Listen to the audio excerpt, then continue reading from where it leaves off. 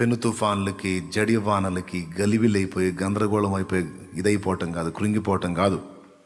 వాటిని అధిగమించి వాటిని దాటింపజేసే దేవుని వైపుకు మనం ఎగరాలి. ఎవరి వైపుకి?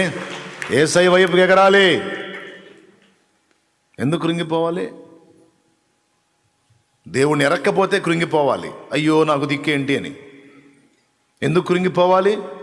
దేవుణ్ణి ఎరిగి కూడా మారు మనసు లేకుండా పాపములోనే స్థిరపడి పాపంలోనే బ్రతుకుతుంటే, పాపం మీద యుద్ధం ప్రకటించకుండా, పాపానికి కనీసం వ్యతిరేకంగా పోరాడకుండా, కనీసం పాపాన్ని అధిగమించడానికి ప్రయత్నం చేయకుండా పాపంతో రాజీ పడిపోయి అలాగే ఫిక్స్ అయిపోయి కూర్చుండిపోతే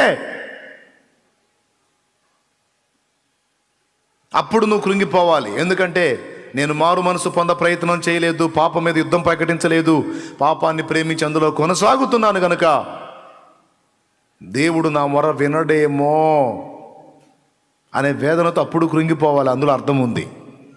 రక్షణ లేనివాడు కృంగిపోవాలి, అర్థం ఉంది అందులో.